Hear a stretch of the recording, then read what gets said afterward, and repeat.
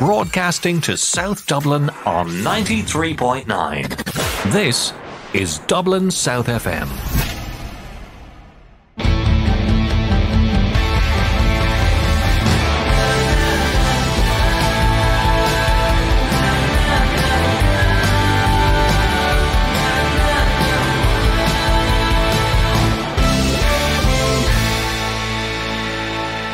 Good afternoon and welcome to Business Eye on Dublin South FM. It's cold, wet, miserable out there, and it's a spooky pre-Halloween weekend, but it's not cold and wet, miserable in here. It's lovely and warm and cozy, and my two guests this week are not spooky. Unfortunately, Joe's not around because he's doing a TEDx this evening, and he's pacing around the streets, remembering his lines and stuff, so it's just me this week, Simon Haigh. So anyway, welcome to our two guests. I'll start with, so it's Miriam Simon. Yeah, Miriam Simon. It's good to see you. And Miriam, you're a business mentor, growth accelerator, and you've had a background in retail. Absolutely, absolutely. I look forward to talking to you about all of that stuff. And then our second guest is Mark Donovan, and it says here that you help leaders keep their word and do what they say they'll do, which is fascinating.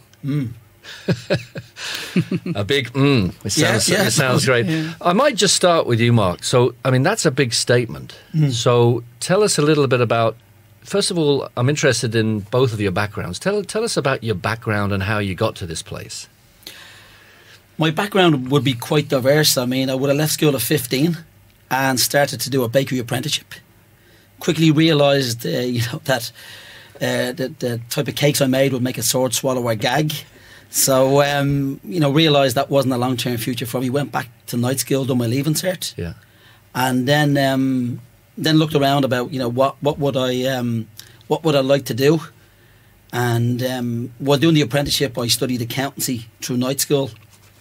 Eventually managed to qualify, and then spent about probably 10 years in the financial services. And a lot of that was in middle and senior management roles, which really got me into the whole area of people performance and, what engages people to work at the highest level. Wow. And then 16 years ago, set up my own company. And so when you went through that, I'm always interested in people's journeys. So you, as you said, you kind of pivoted at an early age, right? Did you notice there was a drive in you, or was there a longing to learn or longing to develop, or what was that inside you at that age that allowed you to have the confidence to re-educate yourself and move to a new level? What can you articulate? What was that inside you? Is it ambition, drive? What is it? I'd say it was drive to improve myself. Yeah. Drive that I didn't fancy getting up at 2:00 in the morning for the rest of my life. Yeah. And that drive, that was the drive that I wouldn't say I had the confidence at that age. Definitely not. Yeah. But I'm a great believer in, and again, working with a lot of my clients is, take the chance and the confidence will follow. So there was something in you, there was an awareness or awakening that you wanted to follow a certain path. Definitely, yeah. And that's interesting. In terms of you, Miriam, so tell us a little bit about your background and retail background and what led you to where you're at today. Well, I won't go too far back, but background was heavy duty retail. Actually, fell into retail by accident. I had left home at quite a young age, and took a trainee manager role with Dunn Stores, who taught me work ethic very well. And then I moved to the UK with what used to be the Burton Group, and they educated me. I used to buy my shirts from Burton in the 90s, late blah blah 70s. Yeah, but that was it at the time where they basically owned the high street. They owned everything in those days. And they saw talent in me, and they educated me, and I was with them for about 10 years. Yeah. I then went through a few different retailers, worked for River Island, again, family business, very fantastic dynamic business. Joined Monsoon, became a director for Monsoon. Saw a lot of advantages and opportunities in Ireland. I was in the Irish market, and we grew the business very exponentially, maybe about 8 or 9-fold over a 5-year period. That led me to TK Maxx. They saw that and they poached me, and I joined TK Maxx. I was assistant vice president. I looked after Ireland and a bit of Wales, a bit of the Midlands at times. And then I did a little bit of work. While I was with TK Maxx, I started to mentor for Enterprise Ireland. I saw that. Yeah, a little bit of that was actually to give something back and to make sure I was going to go to heaven. Do you know, it was a little bit of giving something back. But I actually found I really enjoyed it, and that a lot of the skills that I had from retail were very cross-functional and worked across industry. Yeah. And it's all about the customer, and it's all about, I mean, nowadays nobody wants the hard sell. We all want, we can all see through the hard sell. You know, we all see that. We all feel that as humans. So it's about, do you think it's about the connection? It's completely about the customer. So actually, I went out my own a few years ago through life circumstances. I had a parent that was very poorly, but actually doing the mentoring had given me the courage to pivot and made me realise that I actually wanted more fulfilment than I was getting in a corporate role. But essentially, it is all about the customer. So most businesses that are having a difficult time, it is because they've actually disconnected from their customer in some way, and they're operating the business they want to operate rather than the business that the customer needs. And that might sound really simplified, but it's actually very easy as a business to slip into that quite quickly. I agree. And for one, you both work for yourselves, I assume. And so I think, and I do too, and Joe does, and I think the same definitely applies for one man or one woman companies. You know, it's so easy to spend your time working on your documents and your programs and stuff, but you can lose sight of the fact that it's unless your customers need or want you, absolutely, you're not going to sell anything. Yes. So Mark, so in terms of so tell us about, you talk about helping leaders keep their word and do what they say they'll do. How do you do that, and how did all that come about? Because I'm fascinated by that. Well, I set up my own business about 16 and a half years ago now. It's flown by. And again, one of my core philosophies is taking self-responsibility. I think we have a sort of a tidal wave in Ireland at the moment of people avoiding self-responsibility. I think everybody, a lot of people want to point the finger at somebody else. And to me, I mean, my philosophy will be very much around taking that responsibility, whether it's dealing with your customers, whether it's dealing with your staff, dealing with your boss. And that's really where that philosophy comes from. Yeah, I love that. We were just chatting outside, and you asked me how my year's going, and I said, the last couple of years were a bit tough, but this year's been good. And your response was, every year's good. And I don't often hear that from people. I love that, because I'm a glass half full person normally, and it's unusual to meet somebody even more positive. I love that positivity. Well, I'm a full glass all the time. That's great. That's really important. But I think again, my philosophy would be if you're not happy with something, it's up to you to change it. Yeah. Nobody else is going to do that. Yeah. And I find when I work with senior leaders, I mean, a lot of the time it is working with them to get them to focus on themselves. Because I think a lot of the time we want to, as I said, economic conditions or Brexit, again, things like that. But again, my philosophy is, focus on what you can control and forget about the rest. Yeah, it's like the old Serenity Prayer, God give me the courage to accept the things I cannot change, the courage to change the things I can, and the wisdom to know the difference. Yes. That's the key thing. Yeah. It's very easy to moan about stuff outside your control, but only just concern yourself with stuff that's inside your control. Yes, yeah. So on a practical level, how do you work? What sort of clients would you have, and how would you work with them? How would you allow your positivity to move into what they're doing? How do you do this? Well, again, probably the starting point for me with any client would be to, I use a term, get your car out of the garage. Yeah. And I think what holds a lot of organisations and a lot of leaders back is if only I knew what I wanted to do, I would do it. Even in the business, there's a lot of energy, and to me, it's getting a focus. I mean, I use a metaphor of a car. I mean, if your car is stuck in the garage, where's it going? It's going nowhere. It's funny you should say that. I'm just pivoting my website, which a bit of a plug for it next month. It's going to be relaunched, and I'm using the terminology driving growth. Yes. And business, leadership, brand and personal. But I love that whole driving, navigating thing. Some people say, oh, it's a bit artificial because you're putting, you should really go with the flow and you shouldn't really calibrate stuff. But humans need to know where they're going, you know? Yes. So I love that analogy of driving. Yeah, and even if you don't, and again, I use the metaphor with the car out of the garage. One of the reasons I went into accountancy was I seen the film Wall Street in the 80s, Charlie Sheen, Michael Douglas, and I thought, imagine going to work in a sharp suit and a stripy short, which I've got one on at the moment, and that was my, pick a target. And that got my car out of the garage. It got me moving. And then I think once that happens in life, other opportunities will open up and things happen.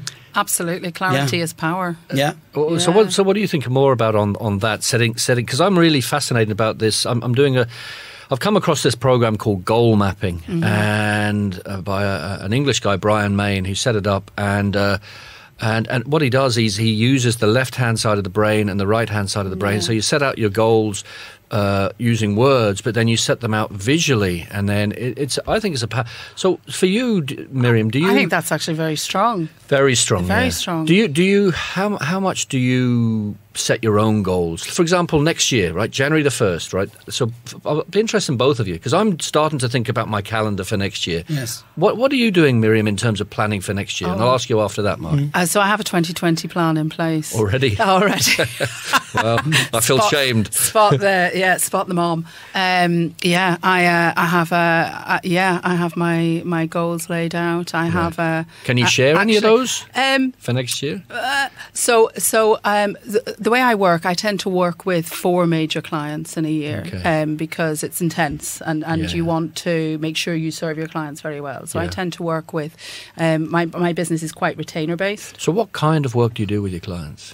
So it's a combination of growth strategy and growing their business and the growth strategy and accelerating growth and leadership development. Okay. So I tend to attract businesses that are usually about 2 million plus turnover, where they're at that stage where they've grown and they're a successful business. And they're not just retail businesses? No. And actually all business is retail when you think about it. If you transact, you are a retailer. I agree. Even B2B is retail. So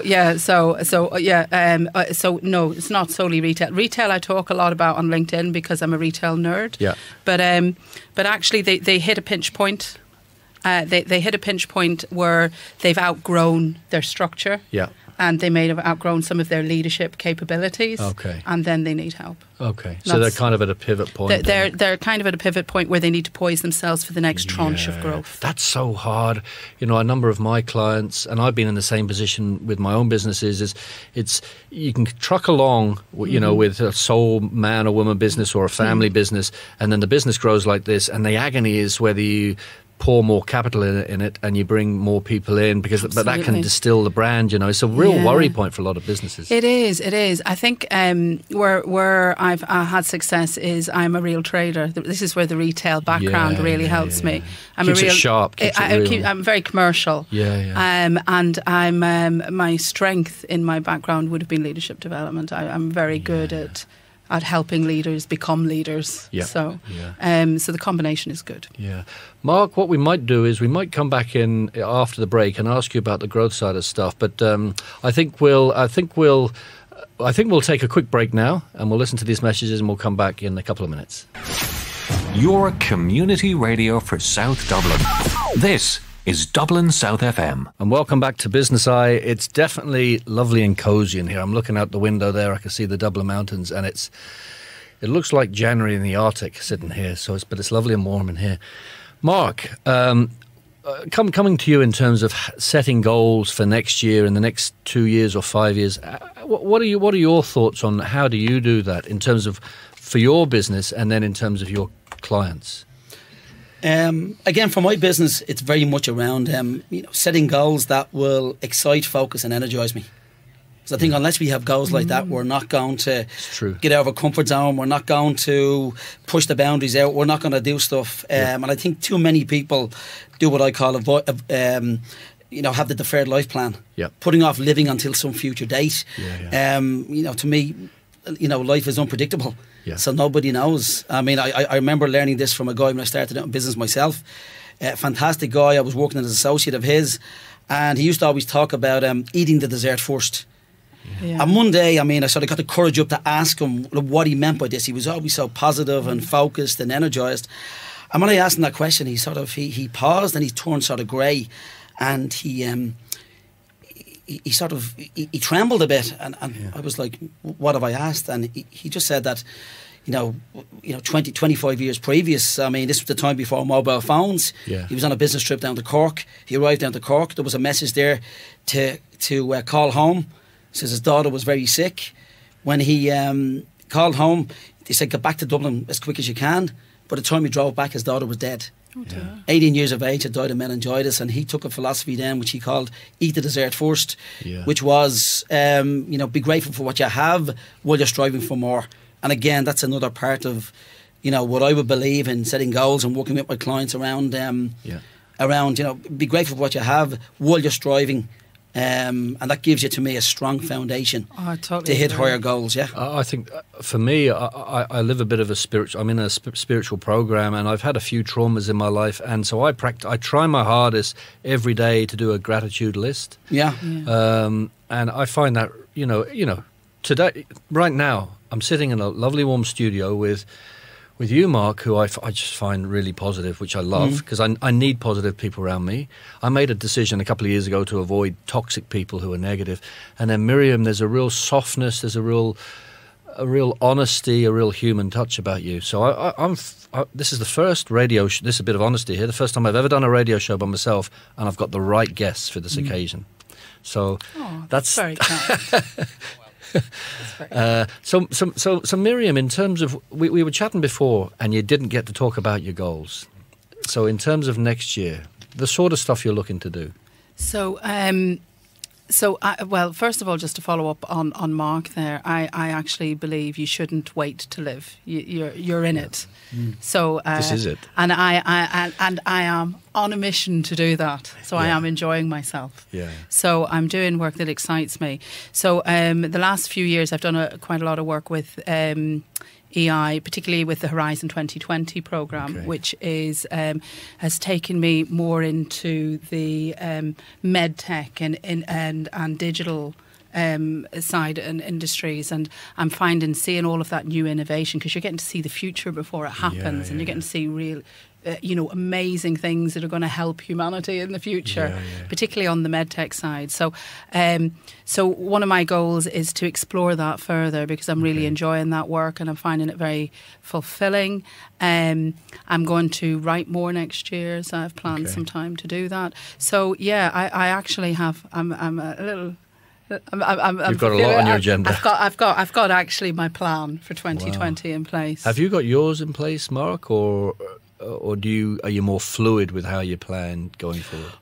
I think I'm more fluid with how I plan, and again, I'm working with some really exciting clients at the moment who are absolutely fantastic. What kind of clients do you have? What sort of clients would you have? Would they be coaches with themselves? Would they be consultants themselves? Would they be, what sort of client base do you, or is it a whole mix of different clients? My client base would tend to be medium to large organisations. Okay. And it's really engaging the leaders in that organisation to work at their highest potential. Yeah. So I think, again, the biggest competitive advantage I think an organisation has today is the quality of its leaders. Yeah. And if them leaders are engaging leaders, them leaders are progressive leaders, innovative leaders, well, then that's going to drive right through the organisation. So when I'm working with clients, it is about working with that senior leadership team to get them engaged, take the barriers down, because I think the biggest challenge that leaders have in business today is conflicting demands, and I put in brackets, no time. Yeah. And there are so many people they're trying to manage their time more effectively. Yeah. I don't believe in time management. I believe in time priority. Yeah. And actually leadership is evolving quite dramatically, so that the old autocratic leadership style of the late 20th century doesn't cut it anymore. So actually a very wise man actually once said to me, busy is the new stupid. It is actually about managing self. Yeah. a lot more for leaders these days. I also think the old hierarchical leadership model and the very macho machismo model is and has to fade away. You know, I've written some stuff about the importance of gender balance for better business, you know, and I don't mean male and female, I mean masculine and feminine. Everybody, all three of us here have masculine and feminine, Absolutely. right? And so do you both, does that resonate with both of you, that the better organizations have that mix of masculine and feminine? I think that's an area that is still evolving. Yeah, it is. So there's a long way to still go. There's still a long way to go. But I'm actually not talking about an equality point of view. I'm also talking about that from a point of view of women don't need to feel that they need to step into that macho image in order to succeed. And there is a perception sometimes that women need to be all ballsy and and actually that's not true. It's kind of fake, isn't it? It's really fake. Yeah. So you're actually better to be yourself. Yeah. And you know and lean into the different skill sets that you have. And yourself, I mean, we all have masculine traits. We're all goal driven. We all have, you know, a certain amount of, task orientation, whereas the feminine is more about communications, about the process. We all have that. Absolutely. We just need to recognise we have that. Mm-hmm. Mark, do you? I mean, would you work with a mix of male and female clients, and would there be a different? Would you have exactly the same approach with all your clients, and also generational differences? To me, I don't buy into the male, female, generational. I don't buy into any of that stuff. We're all human. We're all human beings. I've worked with fantastic male leaders and terrible male leaders. I've worked with fantastic female and terrible in my career. And the same with age. I mean, I just think a leader, and just on a point that Miriam was making there about, you know, like developing ourselves and realising what we are. I do a lot of work now around personal branding. Probably an area that I tripped over a few years ago, mainly trying to get my own business and my own brand. But I think working with leaders around, and I think, again, when you peel back a lot about personal branding, it really is one question: what do you get when you get me? And I think the importance for leaders in developing a personal brand, I think the confidence it gives them. I think the knowing what the strengths are and playing to their strengths. A lot of people want to work on this straight away. I want to work on my weaknesses. I mean, whether it's an individual coaching client or whether it's a leadership team, they talk about we want to work on our weaknesses. And I said, well, let's work on the strengths, because the strengths is what has propelled people to where they are today. And again, that's very much around building that brand and knowing what that is.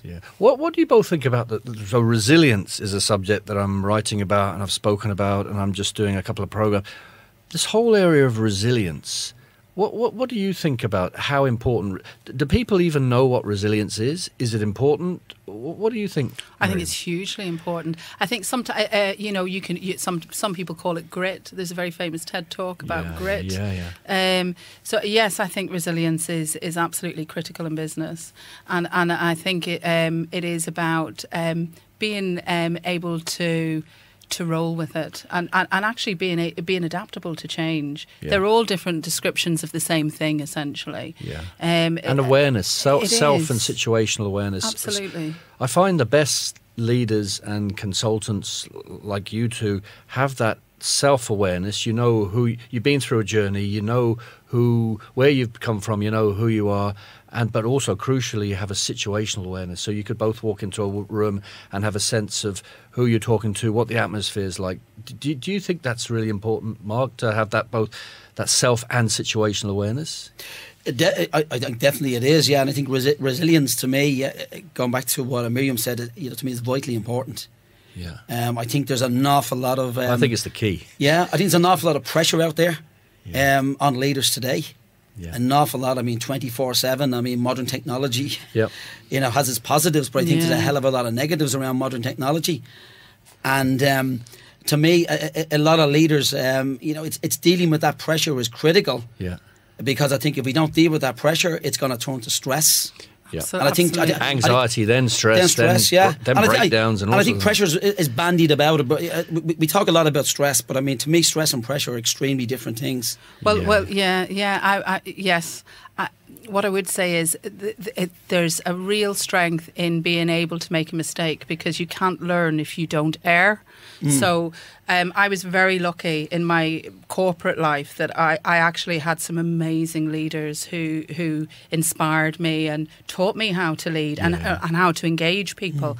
And they often talked about, it's not a mistake, it's a learn, and that mentality. Everything's a learning exercise. Everything's a Everything learn. is. So I think it's really important if and actually you can see that in mindsets. You know, the way some people are glass half empty, glass half full.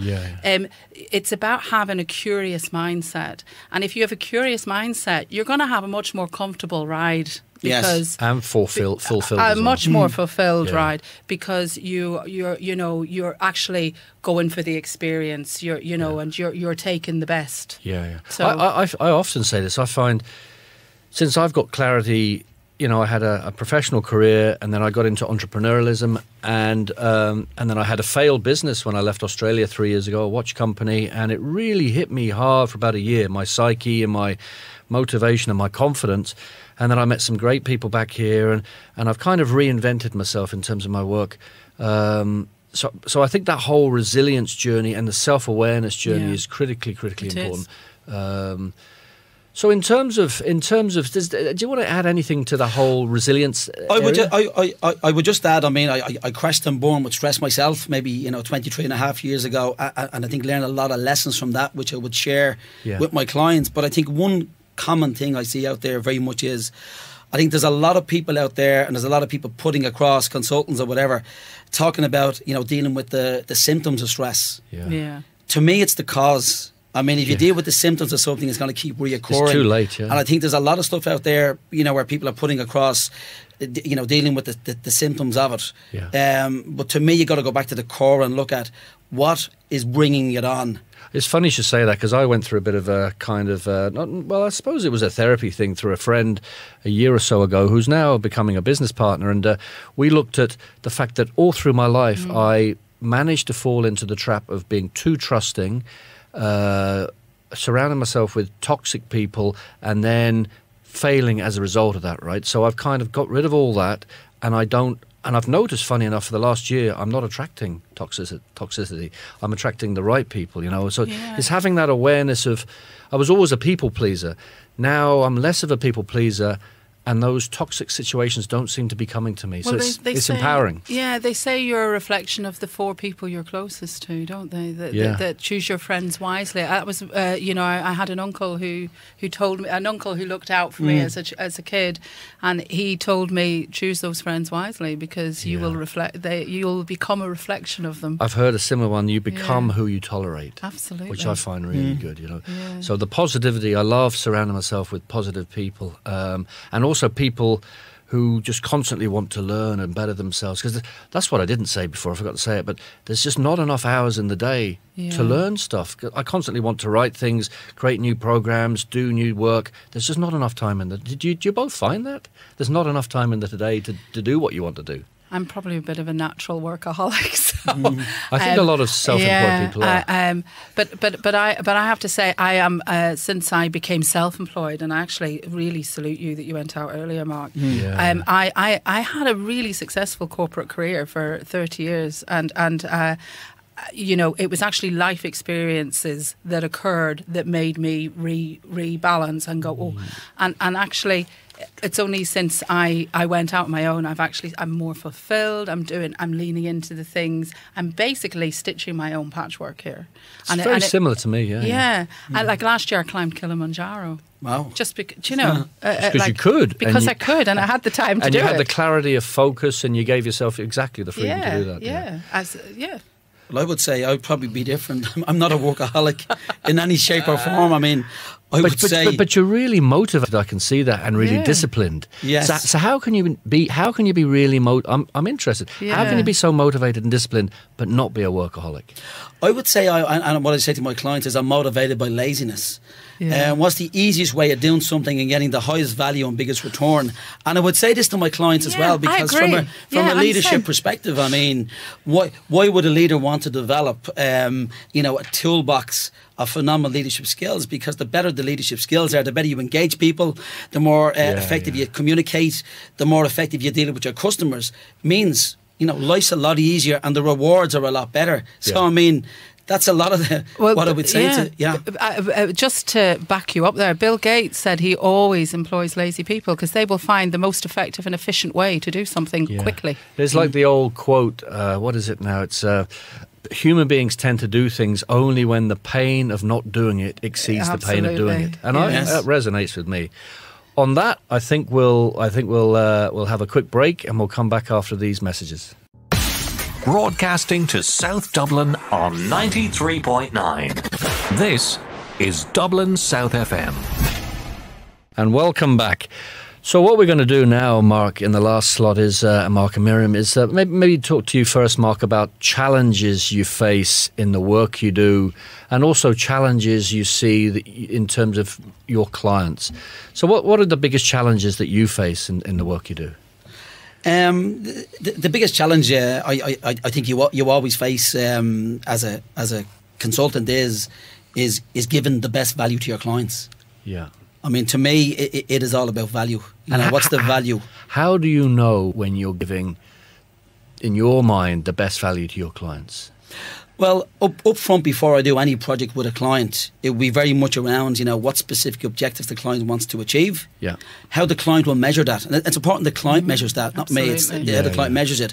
But then the most important metric really is the value that the client will take out of that. That could be different than the metrics. And do you keep asking your clients as you're going along, how are we going faring together? How do you practically do that? You don't leave it to the very end, I guess. Definitely not. No, I mean, all through the projects, there's points where I would be very close to the client. Yeah. If it's a group program or a company-wide program, or even if it's a one-to-one executive client, I would be close to, I call them the key stakeholder, the person who's actually paying the check. Yeah. So definitely being really, really close, because business things can change. Yeah. But I think the value piece is so important. I mean, to me, it's all about value. And even when I'm working, with any client says, even if it's someone working in a company, what value are you providing in that company?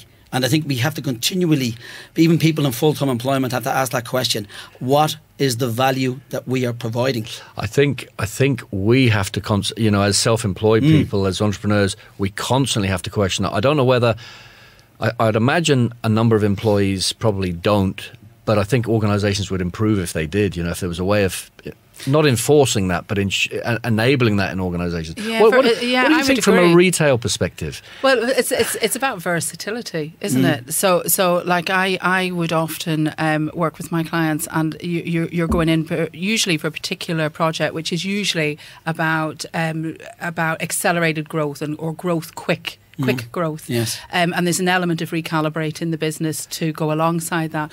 But actually a big chunk of the role is actually almost a little bit of doing the non-exec role. You're the person that doesn't have skin in the game that's going to tell them that they might be the person getting in their own way. That is going to give them a very honest point of view. So I may be warm, but I'm quite direct as well.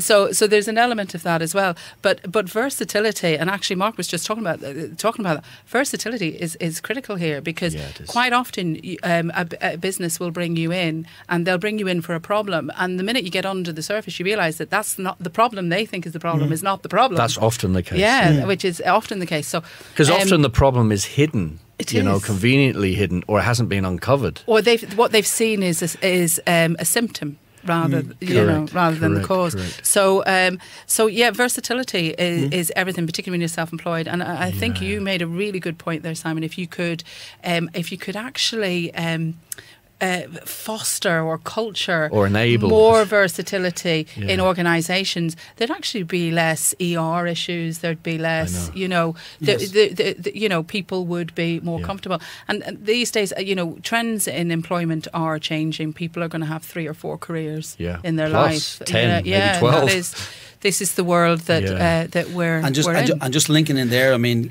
from what you've said there, to me, like engagement, and you've hit on it, engagement and retention is vital. I mean, engaging with your best staff and retaining your best staff. And to me, there's a lot of simple stuff that organisations can do that cost absolutely zero and actually to implement. It's not about money. It's not about salary. No, that's so low down the list Absolutely. for people.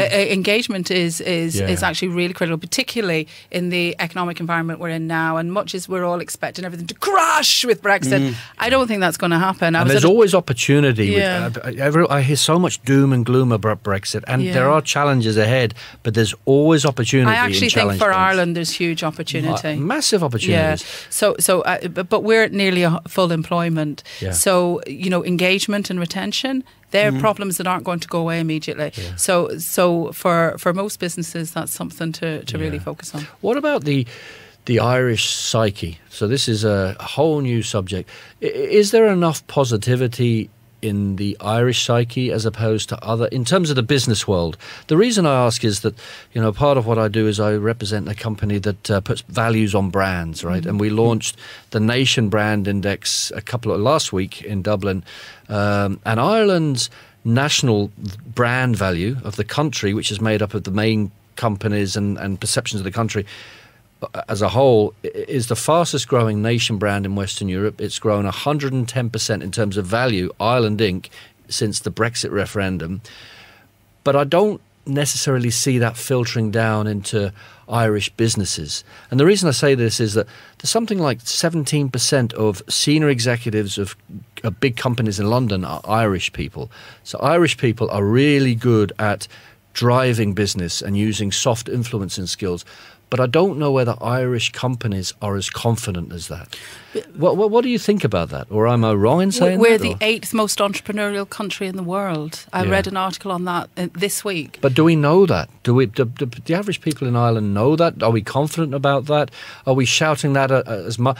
I think there's part of the psyche is not to shout out from the rooftops. It's a bit. In Australia, there's this thing called the tall poppy syndrome. I think there's a part of the Irish psyche there that's kind of a bit shy about calling out success, the rah-rah American thing. I think we're the polar opposite of the, I am an achiever, let me tell you what I've done. But do you think that needs to change a bit? Mark, do you think do you think we need to be shouting out our successes more in Ireland, or is there enough now? What do you think? I think culturally we're probably very modest. Yes. And we're not great at selling ourselves, which again goes back to me about the importance of a personal brand, whether that's a company brand or a personal individual leadership brand. Because again, if you're comfortable and you're confident in your brand, then you're living the strengths that you do every day. You're embodying it, and you don't need to shout it out. And you don't need to shout it out. So I mean, I think again, standing on a table shouting out what you're good at is not going to work. But I think if you build a brand around what you are good at and you live that brand, I think that's what drives. That to me is what drives that success that leaders need to have. That's a really good point, because I've been, I'm developing my business, and I've heard different people say different things, and what I'm noticing this year is I'm kind of stepping back, because there's hundreds of coaches and consultants just in Dublin. Yeah. So what I'm purposely doing is stepping out of the fray a bit and appearing, I guess, a little bit aloof, right? Yeah. But not arrogant, not egotistical, just stepping out. And I've noticed, maybe it's coincidence, but I'm getting a little bit more work by doing that, by probably appearing a little bit less desperate, right? Yeah. Does that resonate at all? Just so I guess what I'm doing is I'm living my own brand without shouting on the table, and it seems to be working. Yes. So I'm kind of doing what you're suggesting. Yes. Yeah. I think as a nation we're very good at subtle influence, soft influence, definitely. And I agree with you. I'm in the zone where I'm actually living my best life, or doing my best to live my best life, and I'm actually enjoying I'm feeling vital again. I'm learning, and I'm really enjoying all the different experiences that I'm having. And you went to see orchestral manoeuvres, and I went to see OMD last night. Were you singing? And Mark's like kicking me under the table because he didn't get a ticket. We were actually talking about this earlier. Those seminal moments in life when the only people under 30 in the concert hall are the staff. That's not good. No. What was I going to say? But from a personal brand point of view, I actually most of my business comes through referral, because somebody has worked with me and they've had results, and then they tell somebody else they've had results, and touch. Probably 90% of my work comes through referral. Yeah, it's funny. I've just added that on my LinkedIn. Most of my work comes through, and I didn't have the confidence to say that before, but it's true. So I thought, I'm just going to do it. Absolutely. So in terms of, we talked about challenges. What about, what's the best part of what you do in terms of Mark, in terms of the work you do? What do you like most, and then what do you think your clients like most in terms of what you do for them? I love to see an organisation grow from me having been in the organisation. Yeah. Again, seeing the leaders gaining much more confidence, taking more challenges, engaging their own people below them, and then that tends to go right through the organisation, which is really about, creating a high performance, innovative culture in the organisation. Yeah. So I think culture to me is huge. I mean, people don't believe what's on the walls. You can put up all the plastic sheeting saying we value our people. People believe what they see in the halls, and that is the leaders are the exemplars of the behaviours that the business wants to see, and that to me is what drives high performance in an organisation. Correct. Yeah. Cultures are people and people attitudes. They're not words and posters. Yeah, it's behaviour completely. Yeah. And in terms of you, Miriam, so in terms of the work you do, what do you love most about what you do, and what do you think your clients love most about what you provide to them? I actually love the variety, and I'm loving the variety of the different industries that I'm working in. So I'm really enjoying that the most. From a client point of view, the guys that are working with me, I think what they are enjoying is I'm very results focused and I'm very commercial. So obviously that has a very positive impact on their business because I'm able to grow their business with them. And also I'm actually also very direct, but I'm very direct in a very warm way. You're a warm director. I'm very direct in a non-aggressive way, which is actually a really nice way to take medicine. It's a really good way to take medicine. It is. So I'm very good at connecting and helping them get their teams engaged and performing. Yeah. So cool. So in the last 3 or 4 minutes, Mark, if you have potential clients out, I'll ask the same for both of you. If you have potential clients out there who are looking for the sort of work you offer, how would you summarise what you do to them, in a couple of bullets, and what are the ideal clients you're looking for? In a couple of bullets to me, get the car out of the garage. As an organisation, pick exciting goals that's going to energise the organisation, the leaders in the organisation, the people below. It's resign as master of the universe, which is stop trying to be everything to everybody. Pick the core areas and build that brand around that. And I suppose, and the biggest one of all, I would say, is eat the dessert first. Be grateful for what we have, what we're striving for better. Yeah. And I think there's not enough of that out there today. Yeah. No, I love that. I have this kind of, I got this from the spiritual group I'm in, that every single day is an entire lifetime. So, you go to bed at night, right? And you're not unconscious when you're asleep, but you're semi-conscious, right? So you haven't a clue what's happening when you're asleep, right? You could be in a different universe for all we know. And then you wake up, and that next 18 hours is an entire lifetime. So, that whole Mars advert about work, rest and play, I try and live by that. Every day you got to work, you've got to rest, and you got to mind yourself, and you got to make the most of life, because this could be your last day. Not being morbid, but just enjoy life, Well, I'll be at Dalymount Park tonight to see Bowes claim 3rd place in the league tonight, cheering on the Gypsies. Cool. So in terms of Miriam, in terms of the key messages you'd like to get out for any clients out there? To think, try and think long term. Try and think a few years ahead. So I often will see a business when it's already in that pinch point. So once you've grown to a certain size, you do need to recalibrate and get ready for the next tranche of growth. Yeah. And quite often when startups, and by startup I mean say under 2 million turnover, you're actually quite often very lean. So and you want to keep things lean, but just don't leave it too late to get support. when you need it. And then it's actually about building high-performing teams. Cool. So I think you both make great advisors to clients. I've got no doubt about that. I love your positive attitude, Mark, and I love your soft, direct attitude.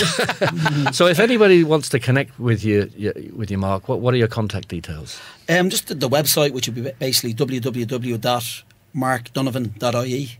Perfect. And Miriam? So you can either get me on LinkedIn. I do these really sad little videos where I'm in the car. I've seen those a lot. videos. You'll either get me on LinkedIn, but actually my website is pto.ie, which stands for Partnering Talent and Operations. So pto.ie. Perfect. And with that, I wish my colleague Joe all the best tonight. He's doing this TEDx. I know he's pacing around, but he'll be great. And you've been great guests, and look forward to being back here next week. Thanks very much. Thank you very much. Thank you, Simon. Thank you. Broadcasting from the Dundrum Town Centre, this is